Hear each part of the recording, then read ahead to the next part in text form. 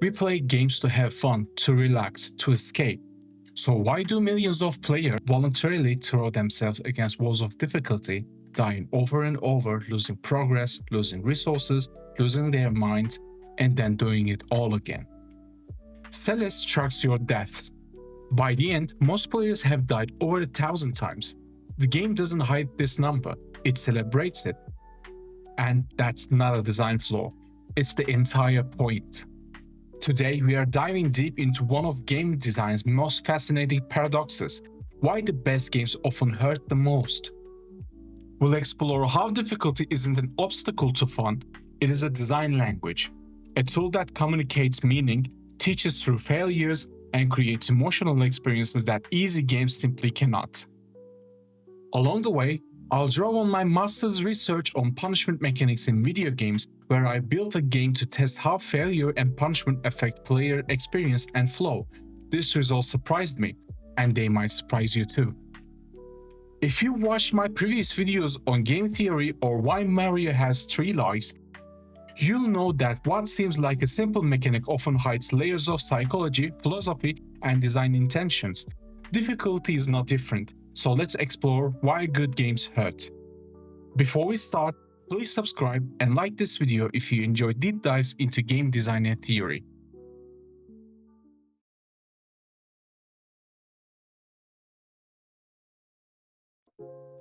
Every game teaches you something through its difficulty, not through tutorials, not through dialogue boxes, but through the experience of failing and trying again. This is what makes a language difficult. It communicates through consequences. In my master's thesis on punishment mechanics, I explored how scholars define the relationship between rules, challenges, and punishments in video games. The connection works like a chain. Rules define the world's boundaries, challenges test players within those boundaries, and punishment follows when players fail to meet those challenges.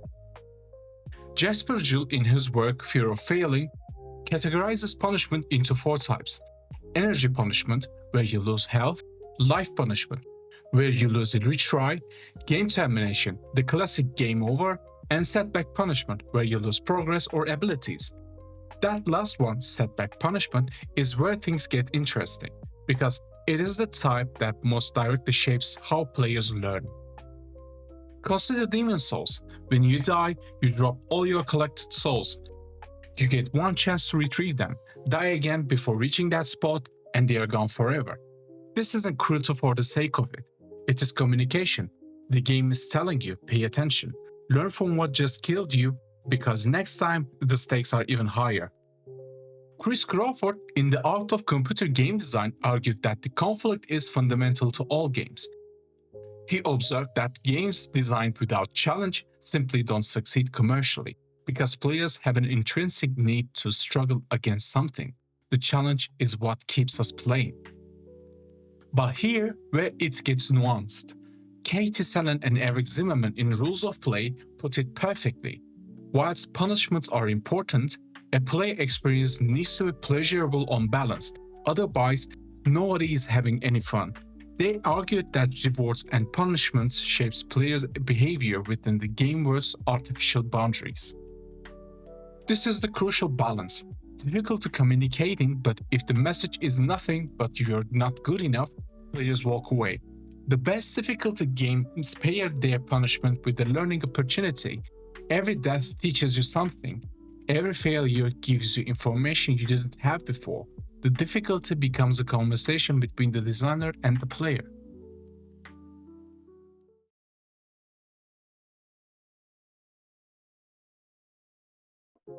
So, if difficulty hurts, why do we keep coming back? Answer lies in psychology, specifically in what happens to our brains when we fail and then succeed. Mihaly Csikszentmihalyi introduced the concept of flow, a state of total absorption in which you lose the track of time, your action and awareness merge, and the activity feels intrinsically rewarding. He explained that flow appears when the challenge perfectly matches your skill level. Too easy and you are bored, too hard and you're anxious, but right in that sweet spot you enter flow. Now, here's where my own research adds something to this picture. For my master's thesis, I designed and built a game called Heretic with 2 versions, one with punishment mechanics and one without. In the punishment version, dying costs you strength and health permanently. You hit harder, but the enemy takes less damage. Or you could restart and lose all your collected items but restore your stats. 20 participants played through both versions, and I measured their flow and experience.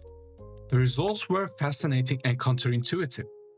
The version without punishment triggered slightly more overall flow, but when I broke the flow score into its subscores, something unexpected emerged.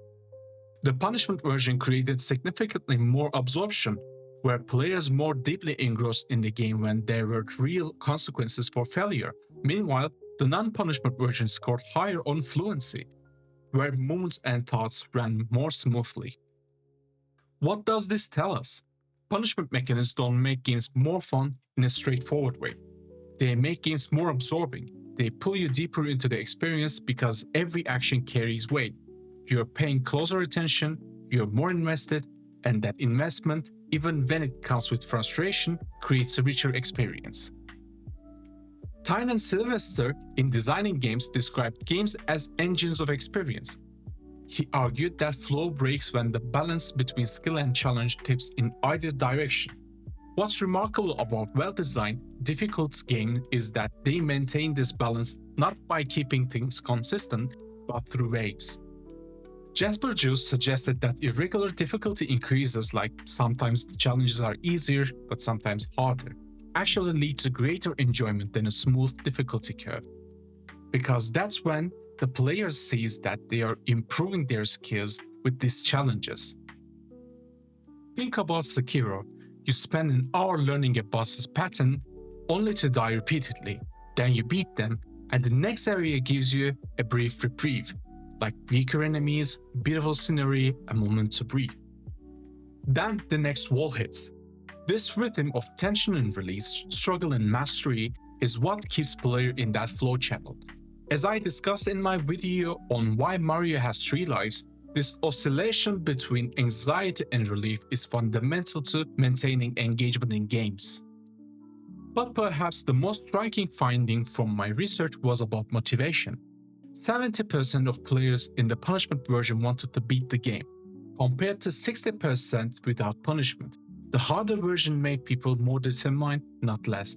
And 100% of punishment version players said that their understanding of mechanics improved over time. Compared to 80% in the easier version, failure, it turns out, is the most effective teacher games have. Jasper Jill captured this brilliantly. He said, in order to win, do not play to win, but to learn. Once we accept responsibility for failure, we are prompted to seek new strategies. Each death is not a roadblock, it is information.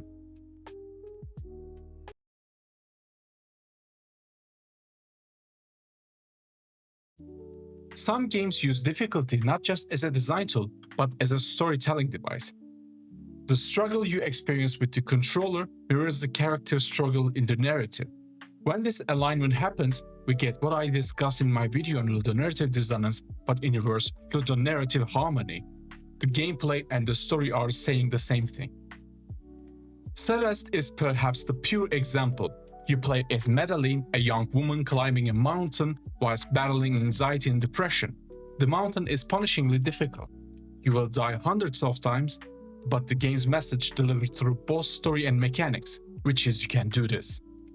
The difficulty isn't arbitrary, it is the metaphor. The mountain is Madeline's mental health struggle made tangible. Every failed jump represents the setback of living with anxiety. Every successful climb represents the small victories of perseverance. Developer Matty Thorson designed Celeste with a philosophy that removing the punishment of limited lives would preserve the emotional impact of failure whilst eliminating structural frustration. The game has infinite retries and instant response. You never lose progress beyond the current screen, but the challenge remains real, and the satisfaction of conquering each screen is genuine. Hollow Knight takes a different approach. Its difficulty serves world building. The Kingdom of Hollow Nest is a fallen civilization, and the game makes you feel that decay through its mechanic. When you die, you leave behind your shade, a dark reflection of yourself holding all your currency. To recover it, you must return and defeat your own ghost.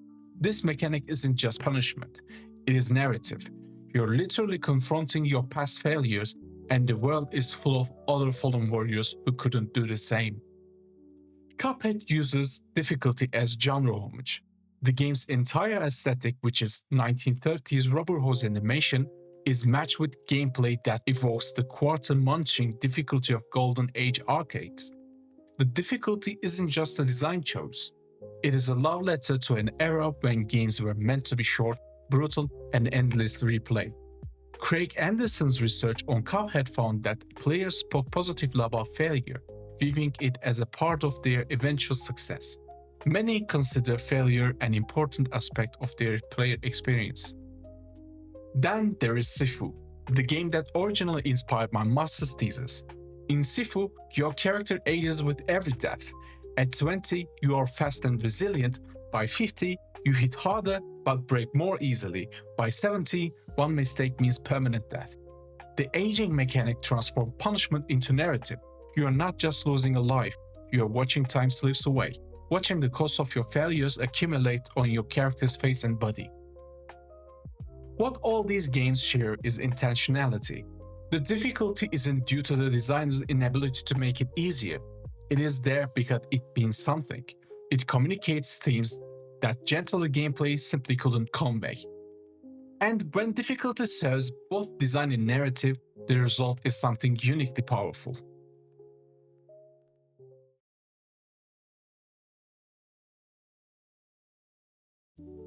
Not every game handles difficulty the same way, and the evolution of failure mechanics over the past decade reveals a fascinating design spectrum.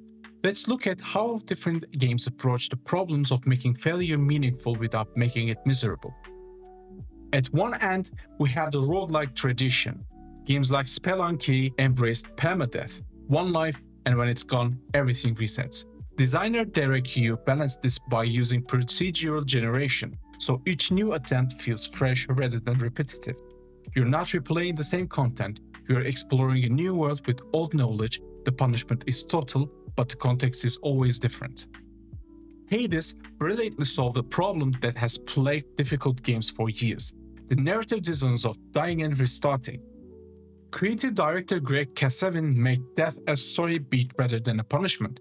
Every time Zagreus dies, he returns to the House of Hades, where the story progresses, new dialogue unlocks, relationships develop.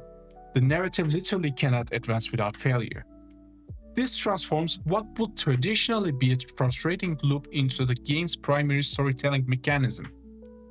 Getting over it with Benefodi takes perhaps the most philosophical approach to difficulty. The game is deliberately almost sadistically difficult. You can lose 30 minutes of progress in a single mistake, and whilst you struggle, Fodi narrates directly to you about the nature of failure, frustration, and loss. He tells you that the forgiveness of modern game design is an illusion, that real experiences involve possibility of genuine loss. The game doesn't just use difficulty, it is an essay about difficulty. In my thesis, I also explored genre-specific punishment systems. Games like Curse of the Dead Gods use corruption mechanics where the game progressively punishes you through accumulated debuffs. Gods Will Fall traps your fallen warriors inside dungeons, forcing you to rescue them with weaker characters. Moonlighter punishes you by destroying your collected inventory on death, but rewards exploration with better items for your shop. Each of these games uses punishment differently, but they all share a common principle: the punishment creates meaningful decisions. Escape from Tarkov might represent the most extreme implementation. You choose what gear to bring each raid, and if you die, you lose everything. This creates a constant psychological tension. Do you bring your best equipment and risk losing it? Or play it safe with inferior gear? The game punishes your decision before you even encounter an enemy. At the other end of the spectrum, games like Celeste and modern Mario titles have moved towards what we call compassionate difficulty. Super Mario Odyssey replaced the life counter entirely with coin penalty. You still feel the sting of failure, but your momentum isn't interrupted. Nintendo designer Yoshiaki Koizumi explained this evolution as wanting to maintain challenge without disrupting the player's flow. What connects all these approaches is intentionality. The most effective difficulty systems aren't the harshest or the most forgiving. They are the ones most thoughtfully aligned with what the game is trying to achieve.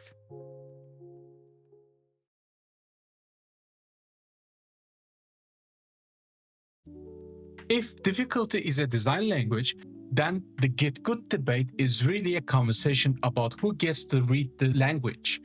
And this is where things get complicated. In my thesis research, I found that players' genre familiarity significantly influenced their experience of punishment. Players who rated their expertise higher tolerated harsher punishment and even thrived on it. Players with less genre experience found the same mechanics frustrating and demotivating. This suggests that difficulty isn't universal. The same mechanic can be a brilliant learning tool for one player and an impenetrable wall for another. Denisova, Gukelsberger, and Zendel's research on challenge types identified three categories: cognitive challenge, which tests problem solving, physical challenge, which tests reflexes and accuracy, and emotional challenge, which confronts players with emotionally charged material. Most difficult games combine all three, but players' strengths vary across these dimensions. A player who excels at pattern recognition might struggle with precision platforming and vice versa. This is why the accessibility conversation matters. Celeste assist mode lets player adjust game speeds and extra dashes or enable invincibility. Crucially, the game doesn't judge you for using it. A message reads, Celeste is designed to be a challenging game. We believe its difficulty is essential to the experience. We also believe that players should be able to experience the story without being blocked by difficulty. This approach respects both the design intent and the player's autonomy. But there is a real tension here. From my research, I found that punishment mechanics positively impacted learning and motivation but negatively impacted overall enjoyment. 60% of players in punishment version said it's negatively affected their enjoyment, and yet 70% still wanted to beat the game. That players can simultaneously dislike something and be motivated by it. And this paradox is at the heart of the difficulty debate. The key takeaway from both my research and the broader literature is the punishment without the learning opportunity is just suffering. As I concluded in my thesis, adding a challenge or punishment for the sake of adding it may backfire. The game must support players with learning opportunities so they can figure out how to overcome the challenge. Without that support, difficulty stops being a design tool and becomes, as I put it, a form of torture for the players and nothing else. The best difficulty games respect the line. They are hard, but they are fair. They punish failure, but they teach through it. They create frustration, but they pair it with the tools for growth. And perhaps most importantly, they trust the player enough to let them choose their own relationship with the challenge.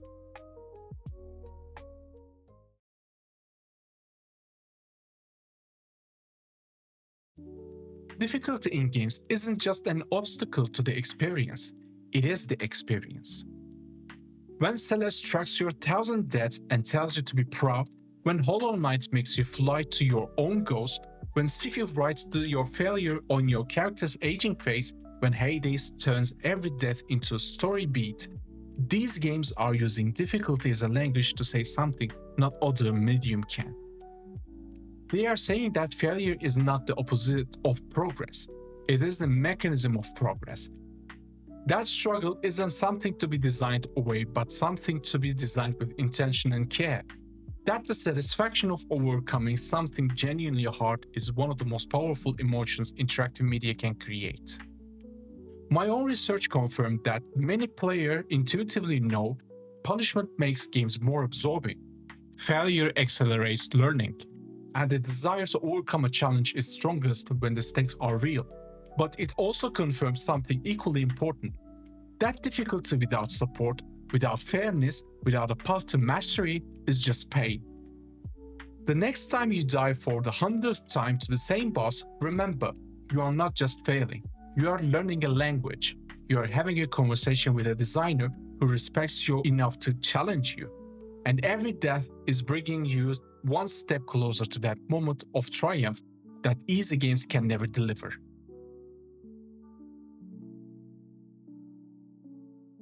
Thanks for watching. If this video sparked your thoughts on difficulty in games, I'd love to hear about the hardest game you've ever beaten and how it made you feel. Share your stories in the comments below. And if you enjoyed this deep dive, please like, subscribe, and hit that bell icon for more content on game design, theory, and the hidden systems that make games work. Until next time.